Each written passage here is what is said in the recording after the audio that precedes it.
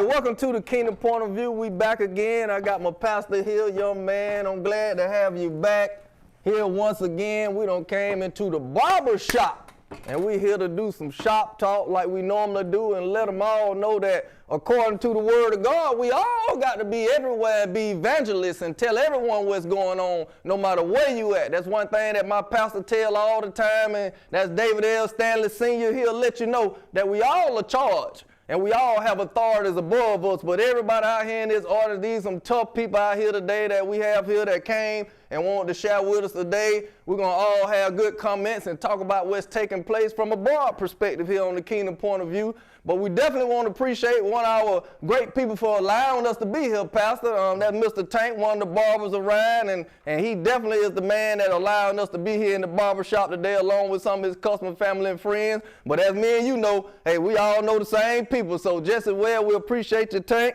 And I think he definitely is a member of your church just like me, Pastor. So, you know, you're a tough man. And one thing about it, young man, I said it before on the other show, and I have to say it again. And we hear it from the street all the time that the people say, give them their flowers while they still living. And all I can say is that there's a lot of great men and women here and those who are listening as well. But I always take the time to appreciate my pastor live from different podiums because this is what it's all about. A lot of times, what you don't know is that there's a lot of things done behind closed doors from great leaders. And a lot of things are not seen, so it always is valuable for those who know better, do better. So I'm one of them, and I'm going to say, Doc, I sure appreciate it for showing up again, just like you said, because you always keep your word, and you're very supportive, young man, and I appreciate that.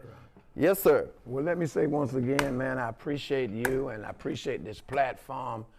A lot of things on Facebook and YouTube and so forth that's not pleasant, that oftentimes represent our race, and you're doing something good trying to get the word out, not just per se in a downheart spiritual way, but just trying to help our young men and young women lift themselves up and do what's right. And that's kind of one of the questions and one of the things I want us to dialogue about this morning, this afternoon. But let me ask you something first. You know, as your pastor and everything, and I know all of us grow up with nicknames. I have a strange nickname called Geach, and it's and it's funny every now and then. Classmates will pull up right on the churchyard in front of all my faithful members and say, "Where's Geach?"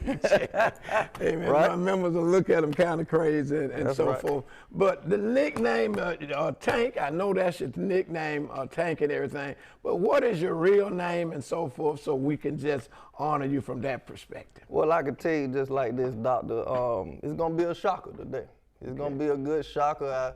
I got my mother here. She's very supportive and always have been before I knew it. You know, like little hard-headed children. You don't even know your parents really trying to steer you right till you get a better understanding. Sure. You know, just like the prodigal son, he came into himself, so I had to come into myself. And I'm going to allow my mother to answer that question. I think it'll be a good shocker for a lot of people so they'll know, what is Tank's real name, Mother? Tell them. Got Mama in the house. That's right. His name is Johona. Alexius Braswell. But people don't know his name, and they call him Jonathan. That's right. Anything. They just call him, and he gets on me back, Mama, leave them people alone. I said, that is not his name. I go to the school, and I ask for him. They said, we don't have nobody by that name. I said, yes, you do.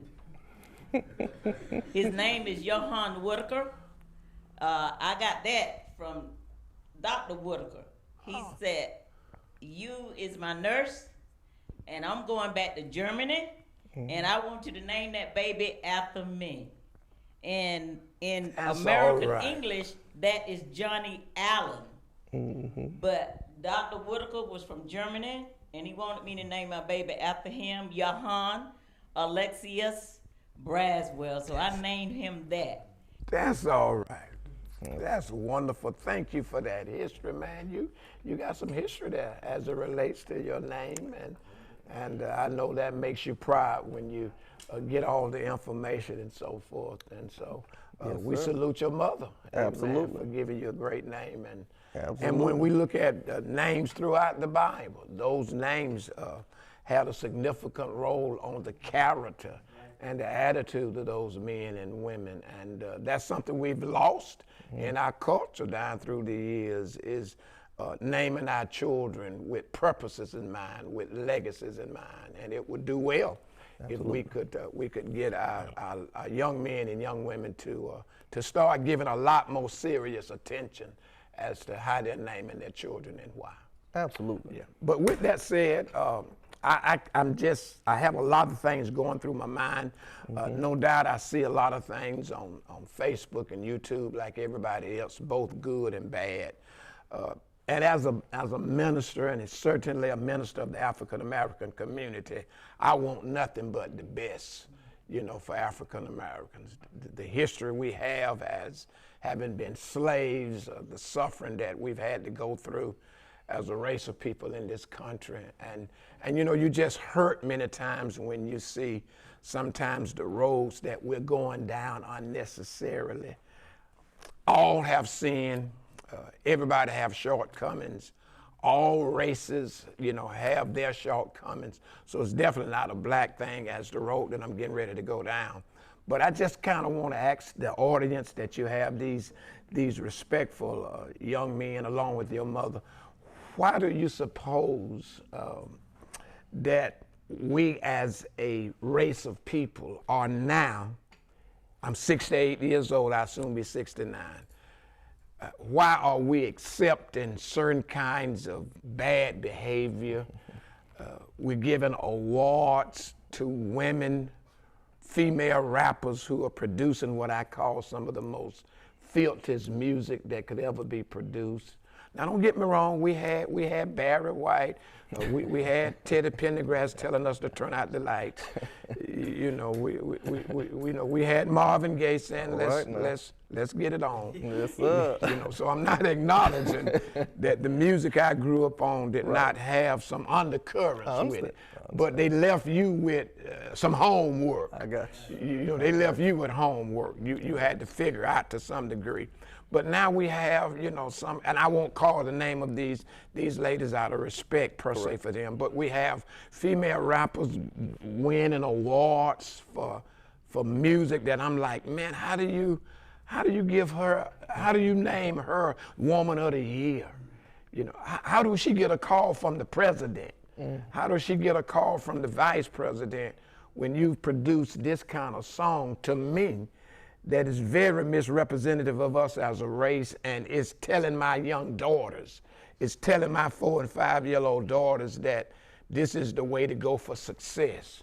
She don't have to go to college. She don't have to get a degree. She can just, dress in a lewd way and sing all kinds of dirty music. So I just stopped there as it relates to my concern. And I want these guys to chime in as to why do it seem like we are now accepting a conduct and a behavior that we didn't accept in the 1950s, the 1960s, the 1970s. I think everything shifted with rap music and some other things. So that's my concern. And maybe what can we do as a church to, to turn things around? And we know ain't nobody perfect. We know everybody got those moments in your 20s and 30s when you kind of want to be buck wild and stuff. But even then, we seem to have had morals and respect, so forth. So I just need some help here. What am I missing? That could be the reason. Not just you. I'm not putting you on the spot by yourself. Trust me, I'm ready for the spot. I got some answers. I'm gonna let them answer too, young man. I'm gonna let them answer too. You got some good. I think we got a young man. Yes, sir. You have something to say? Yes, sir. Stanley, I don't think. I think as a church, we have to, as Christians, I'm saying as Christians. That's right. Men of God. That's people right. of God. I think the church has bowed down because what you're saying is exactly what I've been wanting to say. The people, this music, we had a conversation one day. Yes, sir. And we was talking about, for example, young ladies shooting birds in the camera with their parents. Young men shooting birds in the camera with their parents. Yeah. You see on Facebook sometimes, you go on and look, and years ago, I'm 51 years old. Years ago, we got our butt kicked for shooting a bird. Yeah. We got put on punishment for shooting birds. And this music, today, I tell you, man, I love music, but I like our music better back in the day. To me personally, it's satanic. I watched the video one day, and I wasn't trying to watch it. And I saw, and I'm not going to say no names like you, Reverend Stanley, these certain people, the things they were doing with snakes and devil horns and kissing and I mean just you name it. This time, like my mom used to say, the devil is on a rampage because he know he ain't got long. Amen. Amen. And he right now he on his job and he's doing it. And as a church man, I think we just have to, stand up, and speak because and just being real with it. People are scared to say these days, hey, I'm a man of God. Because they think it ain't cool. If you got Jesus in your life, you got God in your life, you ain't cool. That's right. You're a bum, you're lame. I'm tired of being scared, man. All right, Doc. I go to church, I love God. I'm not perfect, but I'm like Deion Sanders say, I'm not perfect, but I'm present. I got you. I'm present. That's good, man. Let me ask another question before some of the others chime in. Many times when there is an attempt by a African American of authority, don't necessarily have to be a preacher, it can just be a man or a woman of authority. And if he or she is trying to instill some discipline about a certain kind of behavior, one of the first things they'll hear is, well, white folk are doing it. So how do we respond to that? And I know I see a lot of y'all leaning forward and y'all ready, but how do, and I'm not necessarily saying that's your question to answer, right. but make sure we include that too. Because a lot of times I hear, well, white folk are doing it, and that means it's supposed to be accepted, and that ain't the case. But y'all respond to that too. And that's so true. You get it a lot. White folks are doing it. Like white folks are superior. They doing it, and to be honest, I really don't know how to answer that question because I have heard it so much. White folks doing it, so this and that. So if anybody want to answer that, I'll let you answer that. Well, one thing responding to help a little bit, Pastor, to get them going a little bit. It's a culture thing from one perspective that's so minor to the major, but it all come back to a mindset. When I said it's the cultivation, it's the whole environmental circumstance. They have this idea, since you mentioned Deion Sanders in the audience, and let's use like Michael Vick, where he took his career because of dog fighting, right? And they were like pit bulls. But the psychologically, you could take two poodles and give them one feeding tray, and they'll become vicious. So what has happened, it's a system that's in place. It's a system. It has nothing to do with color. It has nothing to do with age. It is a system. And so when you put anyone in an environment where there's, utilizing this example of the one feeding tray, it generates violence. And this is very well known. It started from that. So you have to be able to control. It's only two ways to control. And that's out of fear and ignorance. And so the whole objective is to have you ignorant and have you in fear. So in all of those dysfunctional environments, there is ignorance and there is fear. And those are the substance components that actually derives and actually begins to build this type of dysfunction, this type of mentality. It's not because the church ain't doing their job. It's not because other systems not doing their job. And we're going to cover that a little later with one of my people in the audience. I don't want to go too far down that road. But every institution, there is some dysfunction because of the cultivation part. I can give you an example of another example of saying this, that you got so many people from a position of, I heard the term from white and color, and I'm trying to eliminate the idea of color because there are people in every arena that's violent. But one time I had a house fire, and I had to move in another environment. But I was ready to get back to my environment that I was originally, because I found out it was just as worse. But we don't never hear it because of the bubble that we're in. And it's the same thing on the other side. The other sides, they don't get a chance to experience your experience. So the system have you in a way of thinking that you are the only ones. And because of that, you begin to call names. The other ones ain't like that. They ain't like that. But I promise you, it's happening everywhere. But there's a cover up. You know, it's like sweeping something up on the rug. There's a lot going on. And because of that, psychologically, they began to believe that they are lower. I heard the term superior. So Martin Luther King said that black supremacy is just as dangerous as white supremacy because it's a mindset. You know, but psychologically, there are traps. If anybody ever bought any jelly beans before, I promise you which one tastes the worst. It's a psychological attack. It's a psychological attack. You don't know it. Bright colors are good. Darker colors are bad.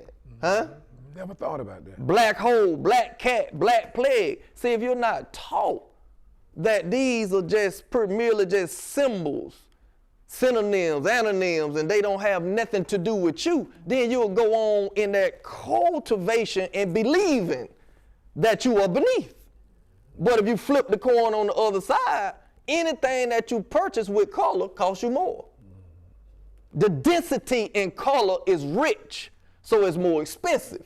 But we're not taught that collectively a lot. So we all have to pitch in to know that everything is psychological. The mechanics have their place, but your belief overrides the mechanics. No matter how much physical therapy they will give you, the right massages, the right stretches, if that client do not believe, they will not heal correctly. Okay. So it's all a mindset. Young man, yes, sir. Going back to Reverend Stanley's question, you mentioned slavery. Our identities were stripped from us. And when you don't have an identity, you don't have a culture. And when you don't have a culture, you adapt to whatever's placed in front of you. See, pop culture is one of our biggest enemies right now. And we just switch. And when you don't have that foundational moral value, anything that comes to your doorstep is accepted. And that's what's happened right now. You can go back to the music when hip hop first started, it was positive. That's true. And it's still positive hip hop out there, but it doesn't match the algorithm of social media. All right. So it doesn't reach the masses. See, but once that system that Johona spoke of got control and they saw the income that was coming in from that hip hop, then, like it's always done by the system, instead of trying to destroy it, they see how they can use it to their benefit. Absolutely. The system is a judo artist. The art of judo, you use someone's momentum against them. Absolutely. Okay? So now, once they grabbed it, they started to push out the negativity. So then it started with the gangster stuff. Then it moved to, when we were growing up, All right, Doc. it moved to the dope boy and the trap, all of that. All right. Right. Then it transformed into straight up drug use. All right, Doc. And now what we have now is just the grandchild of all of that. And it's like people are shooting guns everywhere now, man. You got 11, 12, 13-year-old young boys out here with guns bigger than them. Yeah. You know, and they can shoot just as many bullets as some of the people in the armed services. Yeah. So when you look at all of that, it's just all about the financial dollar from the system's perspective. And they're making a lot of money off of this right here. But to go back to my whole point of when we had our identity stripped, see, if we had our identity in place, even though we still would have some of those outliers and we still would have that demographic, that would not be the mainstream demographic. In our culture, it would still have some type of shame attached to it. But now it's just out there. And so now we're seeing what right now we're basically seeing just the product of that, where it's just out in the open. It's accepted. I remember back when I was growing up, they didn't even show R-rated movies on HBO until after 8 o'clock. I know you're right.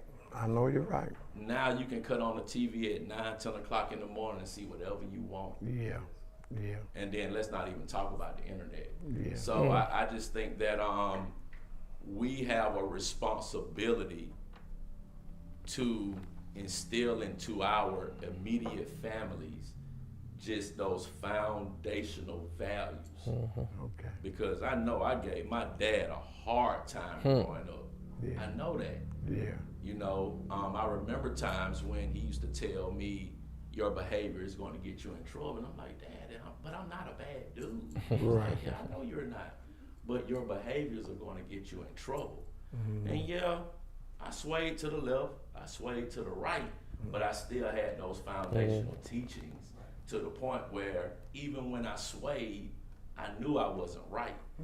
And so I just think that as far as solutions, as far as the church, I agree wholeheartedly with Mr. Braswell that those institutions are still in place.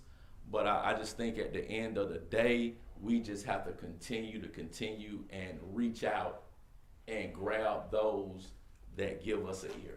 All right. I have a few additional things I want to say on this subject, but I want some of the others to respond who want to, and I'm gonna try to compare the 1950s and 40s and 60s to right now. Go ahead, young man. Yes, I was pertaining to the first question you asked.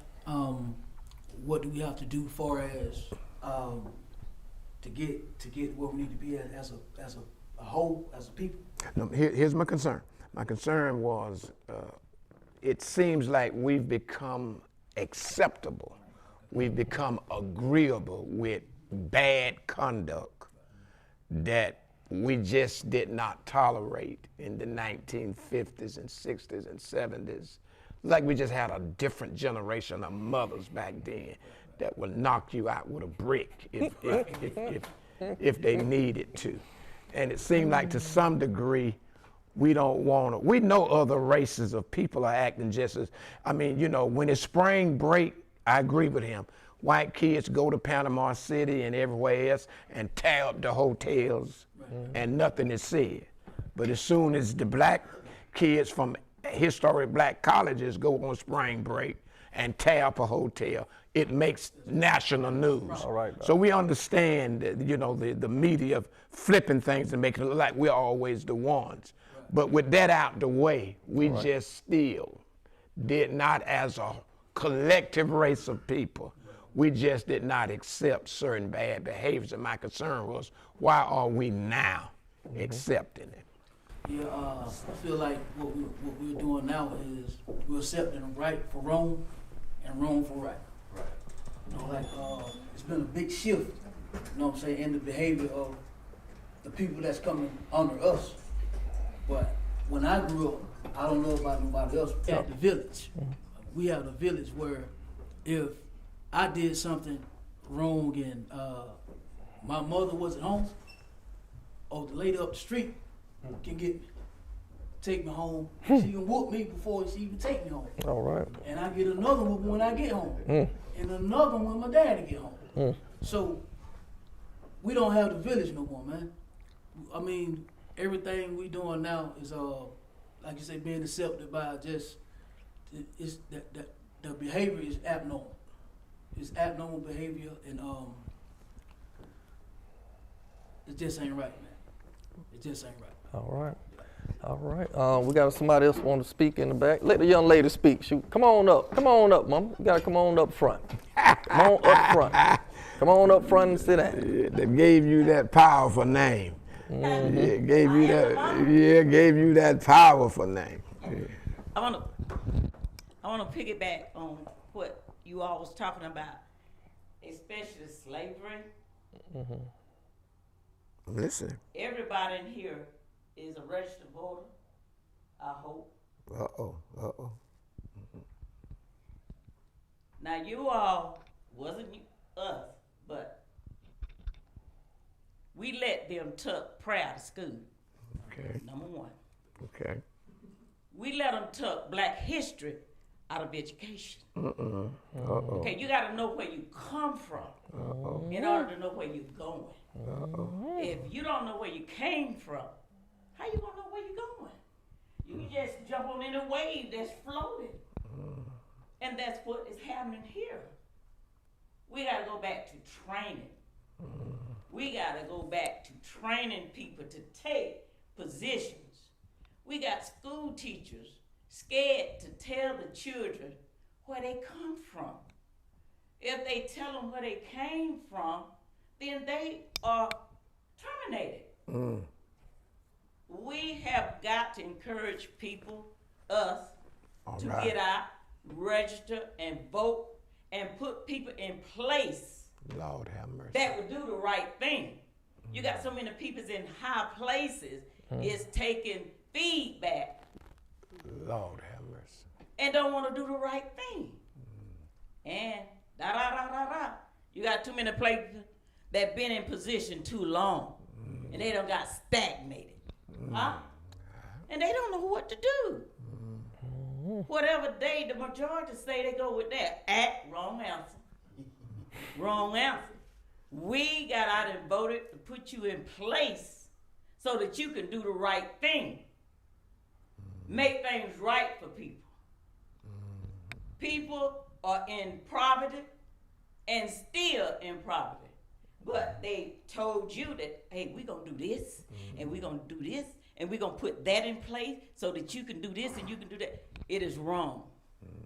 Get them out of position. Train the young people. Train them so they can go in and take position and be in politics. Do y'all not remember Cynthia McKinney? How they did her? I do. She was doing so much for the black people. And then they did away with her district because we would not get out and vote. You got to vote.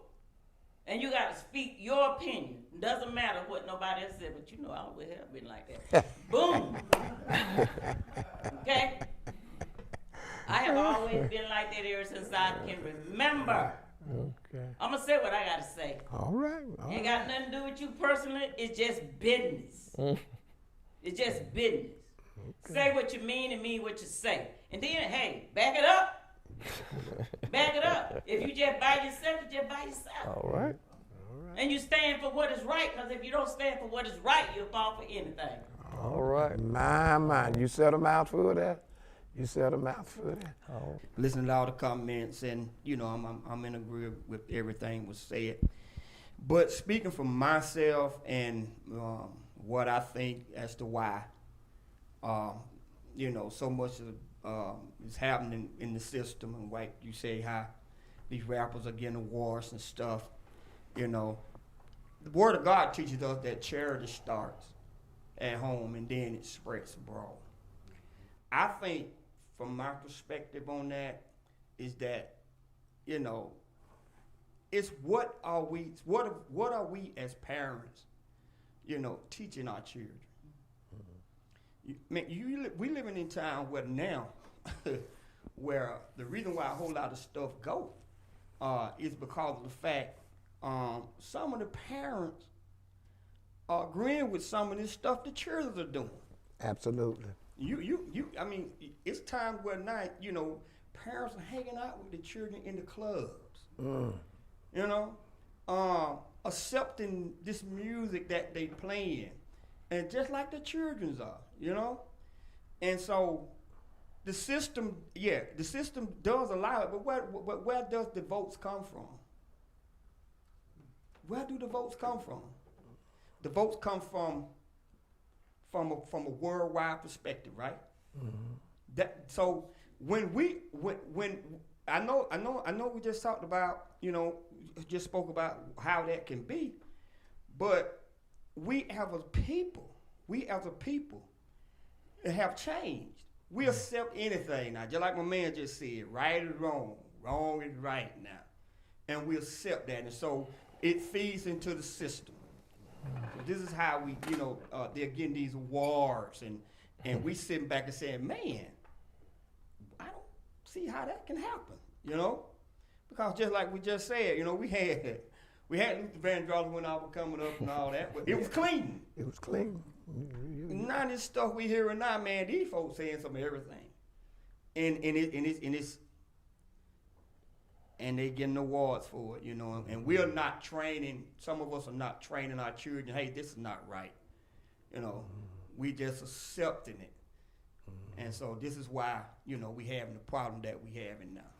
I think too, one of the things that's troubling me is you have local voices, state voices, and national voices.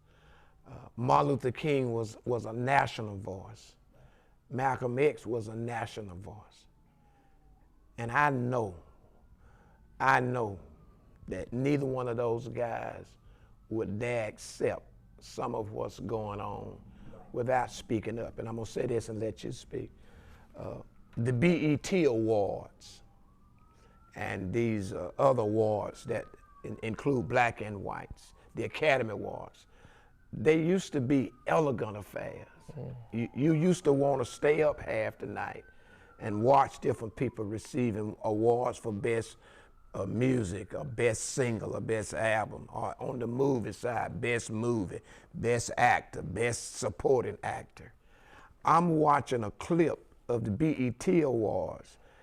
Bobby Jones, I think y'all have heard of Bobby Jones. He used to be in charge of Sunday morning gospel on BET, and he would bring all the best singers on. And to see the ratchetness, to see the way, matter of fact, it got so bad on one particular spot, a lady, an usher, had to literally take a long white sheet and like cover him and his row up from watching this African-American woman who was just inappropriately dressed, twerking out of the world.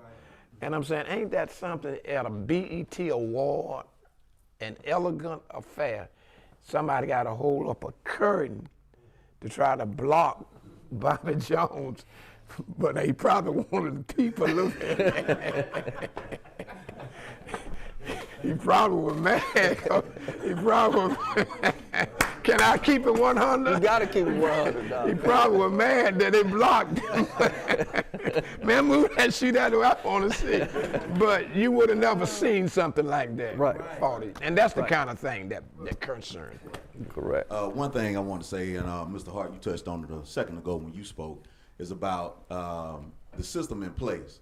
And growing up, I've heard everything. Used to listen to every artist, and still do, and I'm not, downing anyone else. But the thing is, I used to blame the artist for the particular type of music that they put out. But as I got older, I began to see that the artist was the most adaptive in the situation, meaning the positive message that hip hop used to bring wasn't paying anymore. And so the glamorization of violence, drug dealing, kidnapping, everything else came to the forefront. And they pushed those particular artists who promoted that particular message. And then that's what we see on social media, what we see at award shows, is that the money has become the main driver in it. And so when the younger generation sees that, well, I got to do the same thing, and I need to talk about the same thing if I'm going to make it in a particular industry. You even have artists who said, I dumbed down for my audience and I doubled my dollars. And so it's that the artist knows, and we have to look at these A&Rs, the particular record labels on another platform. They had one of the highest ranking, I guess, A&Rs, or he helped co-found Def Jam back in the day. And he was asked the question, something to the extent of, well, are you concerned about, these black kids killing each other? And he's a white male. Are you concerned about these black males killing each other and the violence and things like that? And I don't remember his answer verbatim, but he basically said, well, I gotta eat. So they let you know. And he was on a national syndicated show, and he said those things. And he's still signing these particular artists that are promoting this particular type of, a culture, on us as a whole people. But I think another thing is, though, I can look at it as entertainment. Okay. You know, but the majority of the younger generation, they see this as this is the way of life, and they don't have the support system that I particularly have or us in here to let us know right from wrong and to let us know, okay, well, if you listen to this, you're not going to go out here and do this type of stuff. Right. You know? And majority of the time, the artists aren't even doing that That's particular stuff. That's what's so painful. So if you don't have a strong foundation and a strong family structure or a church structure, another thing, they aren't afraid of anything. They aren't afraid. We like my man right here just said a minute ago. We used to be afraid. Okay, if our parents didn't catch us, the next door neighbor did, and the neighbor would come and call our mama. We would get a whooping then, and then get another one. You know, so they don't have any fear of anything. We were instilled with the fear of God growing up. All my family from Tweeds County. That's how we were brought up. Everybody makes their own choices, of course, and by no means am I saying I made all the correct choices myself. Right. But I knew at the end of the day something that'll pull me away from, hey, I think I need to stay home today, or hey, y'all go ahead, you know, I'm okay, you know, that have kept me out of certain situations, and I can say that, you know, definitely with a whole heart, you know. So it's that upbringing I believe that we need, that is desperately needed, especially with our younger generation, because once they view those particular images on TV and now on every phone, you know, that you have, they think that that's the way of life, and it is not. Yeah, absolutely, young man. I mean, everybody's tough. I mean, that is true.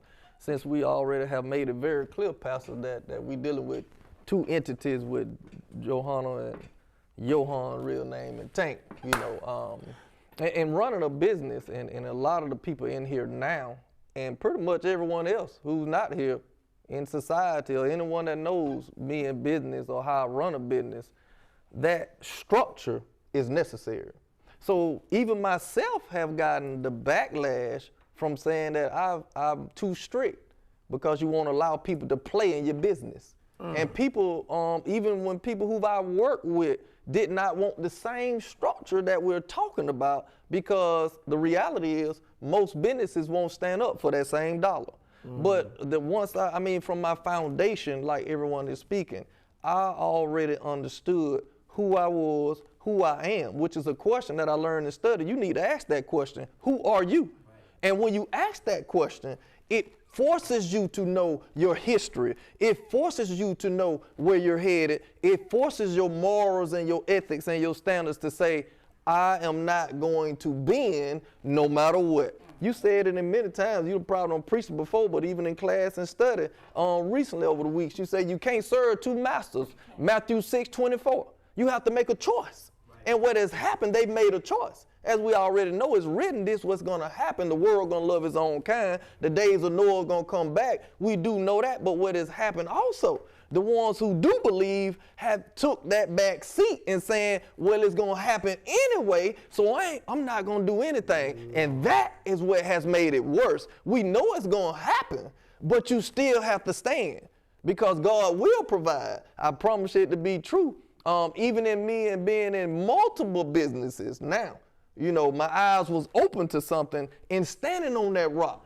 Because once I stood on that rock, God opened other doors that I didn't even know was a door just because I stood up. So the perception of things seemed like it was going down, but the reality is I did more with less than I did when I had more. And that was because of who I knew I was anchored in, who my source was. And that's what I try to push on the kingdom point of view. That's what I try to tell my brothers and sisters, family members, relatives, anybody who encounter me. You know, just like my mother said, that boldness she got, I got it too. So it never matters. It never has mattered who it is or what's taking place. I'm going to stand on that rock. And that's the influence that I know that I've tried to deliver, and I've seen it myself. That's why I can always say I admire you. I study people, I study behavior, I watch. I don't look for perfection, but I do look for great character. I learned that in a book, Deeper, one of my Monroe books, and it talk about character in leadership. See, what is happening, too many people want to be leaders. They want to be in authority, but they lack the substance that God gave us first in the beginning, which was character. He said he created man in his own image and likeness. Then he gave him dominion. If dominion gives you leadership and rulership over earth, then that's some type of authority. But before he did that, he gave him image. Image is character. That's what in studies say the Statue of Liberty, that's a character. An alphabet is character. Numbers are character. You need character. And the character is lacking in the foundation. The foundation is the one that's broken, and that's why we having so many demolitions, and what planning is on, and we'll call it condemned. We got too many condemned communities in the mind because the foundation has a crack in it. And because the foundation have a crack, the music and all the things in life, that is the siding, that is the paint, that is the roof. And these are the things that people are after. They're after the perception of things with no substance. And so they're delivering, they like a hot air balloon. As soon as you put a pin in it, it just busts. And it has nothing to fall back on. That's that history. That's your foundation. That's your morals. That's your ethics. That's what was put into you, because you can never get anything out that you've never put in. That's how the Holy Spirit activates. It's the guider. It can't guide you if you ain't got nothing in it. So that's why the parents taking them to church when they didn't want to get up. When I was little, if we was not dressed going to church, it did not matter. We done went to church with one shoe, wrinkled clothes. It don't matter, because the principal foundation gonna stand. And like everybody said, that didn't have nothing to do with perfection. That didn't have nothing to do with the perfect household. But the foundational things got to be in place no matter what and what has happened. Going back to what you just taught on recently, serving two masters. We collectively have gotten to a point so far behind the generation before. When you talk about the 50s, the 60s, the 70s, see, I'm going to say that when Martin Luther King and Malcolm X them was doing these things, they had the same problem, but you couldn't see it. The reason why you couldn't see it, because they didn't have options. Society didn't have options. They had a color fountain, white only fountain. So it looked like they was with them. And the reason why I can contest to that is because he says in the word that a good tree bear good fruit. So if these guys were doing good fruit, what happened to it? Because if they were really following this path, out of 1 million people march with Malcolm X, out of all these people march on Washington Martin Luther King, we couldn't get one person to take the torch and move it. That means they were following for the wrong reason or just didn't have nothing else to do at all. And that's what happened in the foundation part, that when options came into play, it exposed how untogether we were. See, when they didn't have an option, it looked like we were together. But options, that's what they noticed in that psychological effect. The man talked about the system that took place. See, these options, see, when you had a stop sign now, you can go left, right, or sometimes straight ahead. See, when they gave everybody the option, they realized that they were going the wrong way.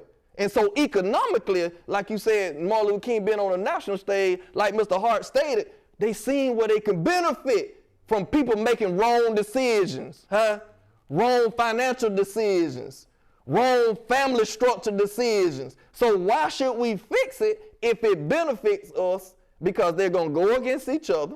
Because guess what? They got options now. See, we got to put the structure back to say you don't have an option. That's why I mentioned about going to church when I was younger. I didn't have an option. I didn't have an option so much till when I started to come to the option road and the four-way stop, guess what I said? I need to go to church, because I didn't have an option. What I need to go left for? Because I don't see enough people go left. Because I didn't have an option. And where it said in the word, Pastor, come in scripture, narrow is the way. Broad is not. Broad give you options. Options are not good. We need to put everything back in the narrow path. And that's the only way you're going to bring on correction. If you got a leak in it, I learned this in study too and reading one of the books. What's happening, we're pouring into buckets that's already got holes in them. We need to fix the hole first. And that's the only way you can start pouring. You pouring every Sunday, but we pouring into too many holes. Anybody else got something to say, man? I tell you, man. I tell you. They trying to figure I'm trying to tell you, man. Trying to figure out what Sunday I'm gonna have you on. Hey, that's right. And guess what? And like we say, in due time, Lord gonna know, because we'll treat it. If they want to press replay on the Sunday, they'll hear us together. Anyone else got something to tell us? Because we about to ram up here, Pastor. Come on, let me ask this. You all have thoroughly helped me with a lot of things. Yes, sir. Especially that almighty dollar. that other man is putting out front. I dare say that somewhere with all of these filthy records and stuff, there's a Caucasian man or woman that's reaping a lot of the benefits. But here's where I want us to respond, if we can, a minute or two. I still believe in personal accountability. Absolutely. I know we said, the white man brought the drugs over, and that was like, that means I gotta use it. Now we're saying to some degree, and it is true, that there's an undercurrent, there's a system in place that's controlled by Caucasian people to bring out a lot of this bad behavior in us.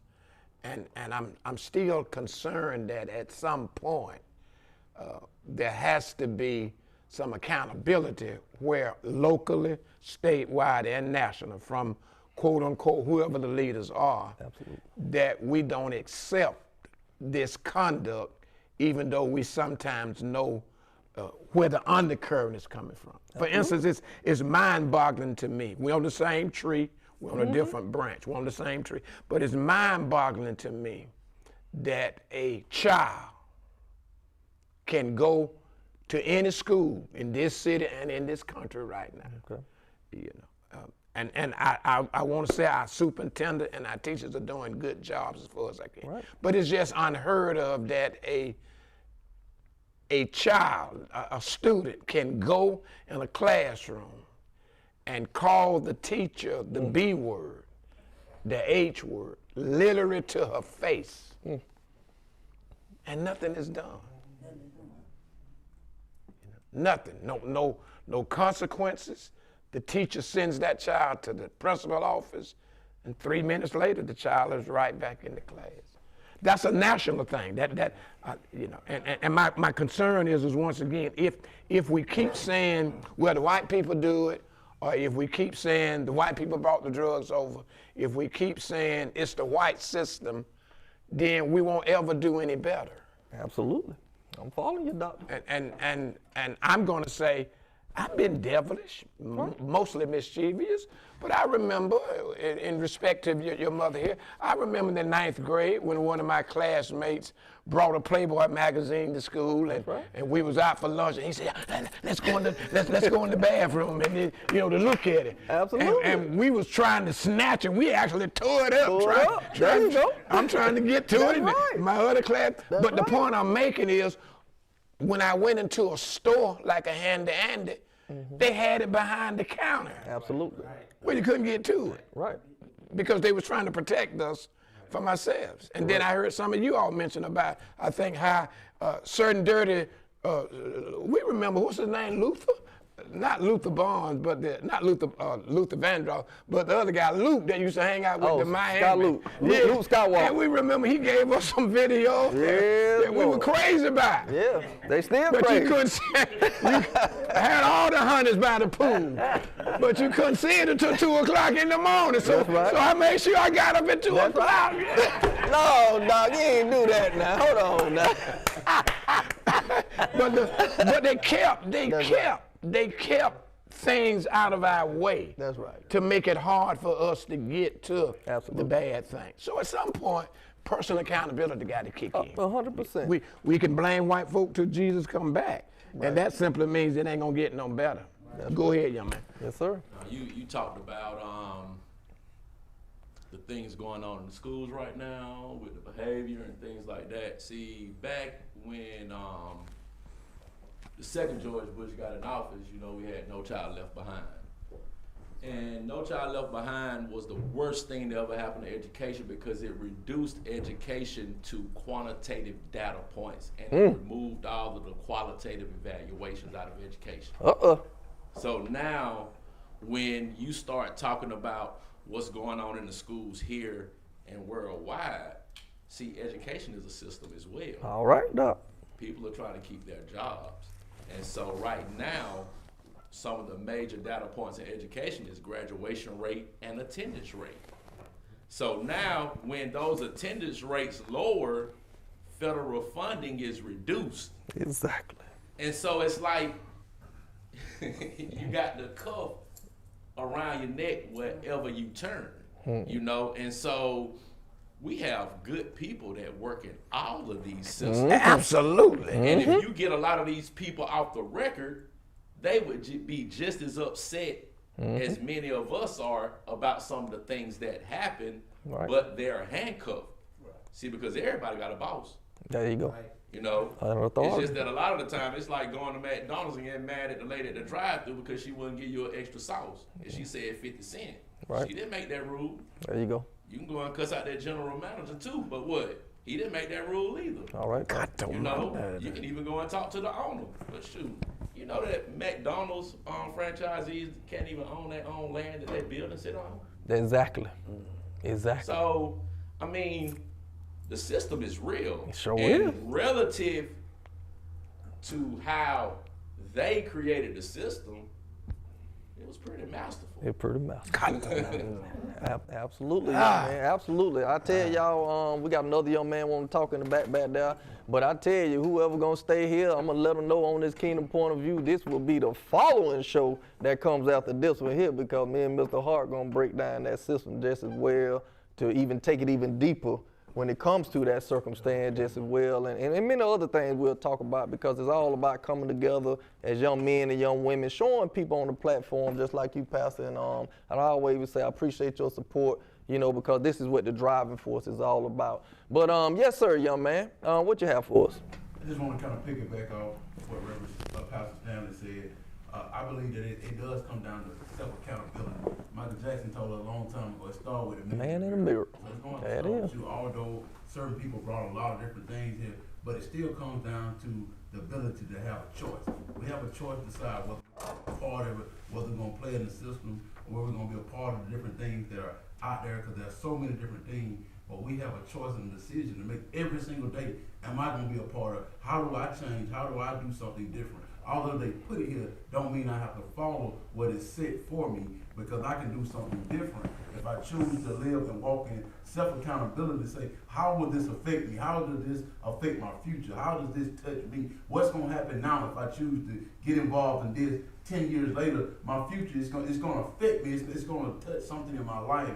If I'm listening to this music all the time, or whatever it may be, whatever the habit may be, if I'm constantly doing this, how will it affect me? And so, although it's put there, does not mean we have to be the consumer of what is put there. Because if I put rat poison there and I said it's rat poison, if you're hungry, you say, well, I'm hungry. But if you know if you eat the rat poison, it's rat poison. And so we have to kind of look at it from that. Good example. Absolutely. Good example. Good example. How am I going to digest this? What is it going to do to me? How will this affect me? So these are the questions we have to constantly ask ourselves as being kingdom people and kingdom minded, who've seen things change in the passing of the old guard, and the things that we stood on and we believe that were important, foundational things that y'all talked about, things that we have considered to be key. But how now do we become part of the solution and say, you know what, I'm going to do something different. You know, when I see my nephew Johnny, I'm going to say, hey, Johnny, I'm going to get on you, boy. Hey, I'm going to stay in your face because you're 13 years old. I ain't letting you walk around with a scale in your book bag because I know what time it is. Somebody has to have a voice to say it can be different. Man, what a mouthful. What a mouthful. Absolutely, Yes, absolutely. sir. You own it, young man. We hitting it hard, Pastor. We hitting it hard, well, man. my brothers, they've responded to me, and they've given me, along with your mother, some good insight, and I'm going to continue to do my part from a local perspective, from a church perspective, to try to call the voice to a change. But it's in your hand and their hand now as far as how far we go. I'm satisfied. Absolutely. Anyone else have anything to comment on that right there? I mean, yes, sir, Pastor. I mean, they act like they well pleased with that too. And like we know, we can't build Rome in a day. Can't build it in a day. Can't build it in a day, but they've given some great responses, and that's why I appreciate them for coming out today. They want to have some good input on that, definitely, just as well. Whatever we were going to talk about, as usual, as they do. And that's what it's all about, trying to encourage many others. That's why we came to this viewpoint right here, to kind of show different people from a different perspective so they can hear the passion in their voice, you know, a lot of times, and see some faces sometimes, because we all influential. And we have to be able to show them just as well that people are all different types of walks and positions and authority. And like Mr. Hart said, we all got a boss. You know, we all have an authority. He said some heavy stuff. Heavy, it was heavy, it was deep. Yeah, So everybody had collectively, Mr. Jordan and Mr. Malcolm and everyone else, Brother Banks, and everybody's been coming, and that's what it's all about, because they need to see, especially, I would say this, and like you say, you know, no downplay to my mother, especially the men. We trying to get them activated. You know, we trying to get them activated, and we trying to make them just as well be who they supposed to be, you know, because it's a good look to have men speaking up, you know, like they need to, you know, like Mr. Butler, I know he talked on one of them shows about being silent, and a lot of times we too silent. Silence is what has started that anchor part of that foundation, the silent part. You know, it's called passing the torch. You know, you got to pass the torch. I heard training again in here. Who have we trained? No matter what are you doing, whatever it is you're doing, if you drive trucks, you know, you cut grass, you're a preacher, you know, you the pastor, you know, whatever it is, we're in anything in analytics, you know, whatever it is, medical, teaching, who have we trained? And that's what it's all about. That's what we're supposed to do. You know, we're supposed to use our gifts, our talents. This is what we're supposed to do. We don't want to be like the other man that had the one and bury it and think we're doing a good thing, and that's what's happening out here. Too many are taking their talents and burying them. Too many people are in that position and burying their voice. And because that voice is being buried, it's causing something else to grow, because it will grow on stony ground too, but it won't last. And so the perception has got us believing that things that are on stony ground, we got to know that we founded on that rock, that confession on who Jesus Christ is. And when you stand on that, why you are saying that we're not perfect, but you can be striving down that narrow path to do the right thing. When you're doing the right thing, your light will shine, and that's what it's all about, Pastor. I mean, we rolling good, man, and like I say, I always appreciate you, young man, and like I say, it's good with us if it's good with you this time. It's good with me. Yes, and sir. one little final thought is, you know, as I heard somebody say, and it is true, it's absolutely true, oftentimes we just see the negative. Yes, sir. And don't get a chance to see the positive being publicized like it ought to be. For every young man that's perhaps caught up in the wrong culture when it comes to drugs and killing, there's 10 more young black men at some historic black college getting their degree. Absolutely. So we have far more, as a race of people, we have far more men and women, far more, that's doing positive things than negative. But Jesus said this, what man that has 100 sheep and he loses one, does he not leave the 99? All right, Doc. Safe and secure, and then he go out and he find that one lost sheep. And so that's what we're after. We can't just be satisfied that 80–90% of our black men are doing positive things, our black women as a whole, but it's that 10%, that 15% that for some reason just making it look so unnecessarily bad. They represent the lost sheep. We can't get them all, but we can get as many as we can. Absolutely, young man, and that's very well put, as expected. You know, I don't take nothing less, and it's been a wonderful show, and we appreciate everybody for tuning in, because the Kingdom Point of View, we're still just getting started, and like I say, Pastor, you definitely honored your word exactly like you said you would, and I always know it to be true. You said part 2, part 3, part 7, it don't matter, I'll be back. And just because you're in the ministry don't mean you know it all. Somebody told me a long time ago, if you think you're always the smartest person in the room, change rooms. Amen. And so by being in this room right now, I have just been blessed, amen, by all of the input that these men have shared along with their mother. It lets me know that they thinking and they got something going on that they know needs to go forward. Absolutely. Yes, sir. All So right. once again, for those who tuned in to the Kingdom Point of View, we're going to catch you next time. All right. That was good, that Doc. All right. Hey, y'all don't know? That's right. Hey, my